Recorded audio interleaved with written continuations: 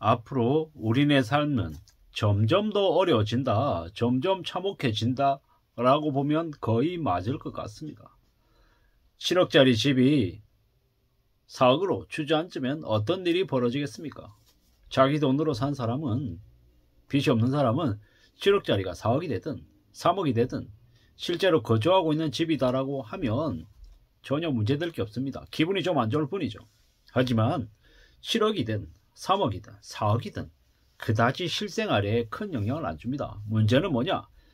7억짜리 집을 4억 대출받고 3억 돈을 자기 돈으로 산 사람이 집값이 7억에서 4억으로 주저앉으면 이제 그때부터 문제가 생기는 거죠.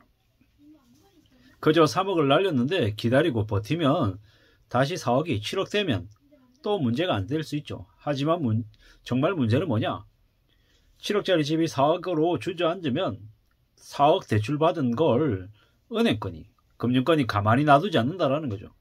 일부 상환을 1억이든 1억 5천이든 하라고 요구한다라는 게 문제입니다. 결국 빚을 냈지만 그 빚을 감당할 수 없는 지경, 일부 상환 요구나 아니면 갑작스럽게 올라가는 대출 금리를 감당을 못한다라고 하면 그때부터 이제 문제가 생겨나고 이제 무너지기 시작한다라는 겁니다. 빚이 아닌 자기 돈으로 산 사람들은 그나마 기분은 많이 안 좋아도 버틸 수 있고 기다릴 수 있다라는 겁니다. 주식을 CJ, CGV든 롯데손해보험이든 뭐 KTNG든 SK든 아니면 뭐 맥쿼리 인프라든 뭐 삼성화재 우선주든 삼성전자조차도 자기 여윳돈으로 사서 주가가 많이 떨어졌다, 반토막이 났다, 예를 들어 그냥 잊어버리고 놔버리고 2년, 3년, 5년 기다릴 수 있는 사람들은 뭐 다시 기다릴 수 있습니다. 여윳돈으로 한 사람들은 기다릴 수 있다는 거죠. 문제는 빚을 내서 그 주식들을, 부동산들을 산 사람들이 문제라는 겁니다. 못 버티는 거죠. 갚아야 되는데 감당 못할 엄청난 이자율이 불어나게 되면 힘들어지더라는 겁니다. 못 견딘다라는 거죠. 결국 그렇게 되면 빚을 진 사람부터 제일 먼저 무너지게 생기죠.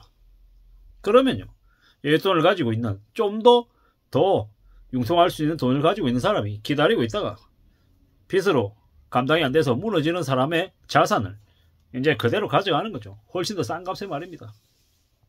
2014년, 15년 영종도에서도 부신 자살을 했어요. 왜겠냐고요.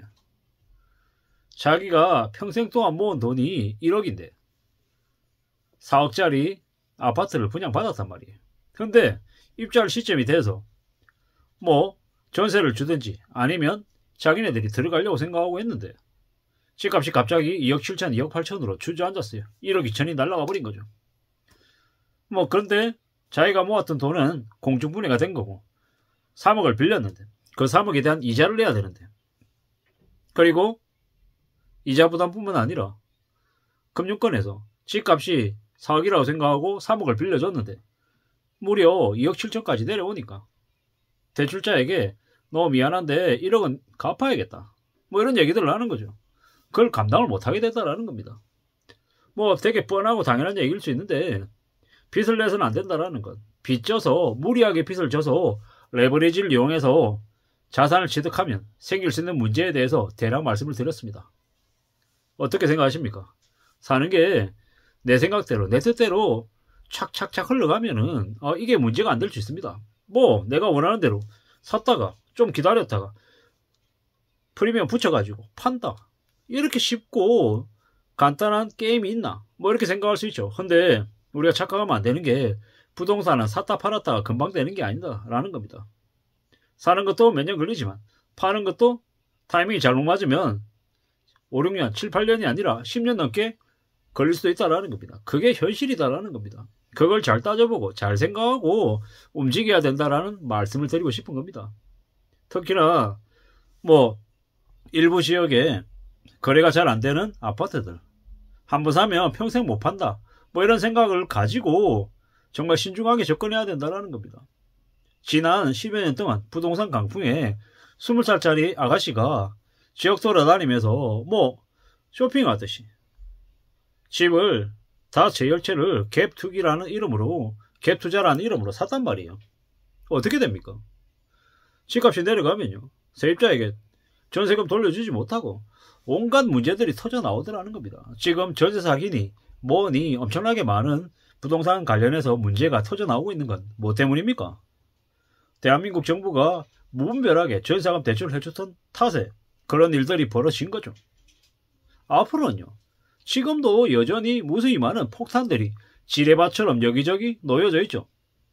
쉽게 해결될 수가 있겠냐고요. 쉽게 해결되지 않습니다. 왜냐?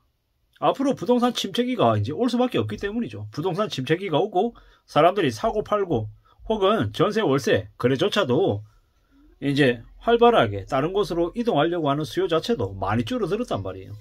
지금 한국은행이 7번이나 대출 기준금리를 동의를 했지만 그럼에도 불구하고 여전히 가계부채가 늘어나고 있고 지금도 연끌하고 있는 말도 안 되는 상황이 벌어지고 있습니다. 이게 언제까지나 지속이 될까요? 터지지 않겠냐고요.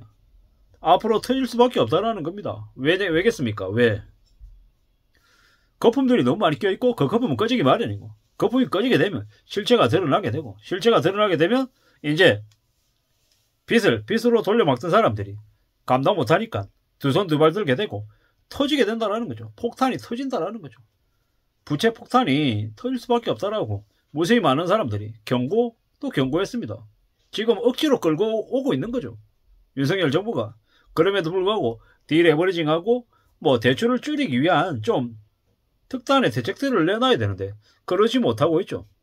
총선을 앞두고 있는 상황이다 보니까 어떤 식으로든 억지로 끌고 가서 총선만 잘 치르면 된다, 이런 생각을 지금의 정부가 하는 것 같습니다. 국민의힘도 마찬가지고요. 이래저래 정치가 우리네 현실하고 밀접하게 연관이 되어 있고 정치인들이 무분별하게 세금을 낭비하고 하면 그 대가는 국민들이 다 뒤집어 쓴다 라고 생각하면 맞을 것 같습니다. 앞으로 우리가 맞게 되는 현실은 매우 암담하다, 참혹하다라고 봐야 되겠습니다. 중앙정부나 지방정부나 세수가 부족해서 각종 우리가 흔히 알고 있는 이제 공공서비스 이런 것들이 많이 무너질 거다라는 겁니다. 그렇게 되면 결국 피해를 보는 건 경제적인 약자들이 제일 먼저일 거다라고 생각합니다. 앞으로 우리가 사는 삶이 이제 답이 없는 시대, 스스로 알아서 해결해야 되는, 각자 해결해야 되는 시대가 이제 열린다라고 보면 맞지 않냐라는 겁니다. 참 무서운 시대죠. 앞으로 어떻게 살겠습니까? 어떻게 살아야겠습니까?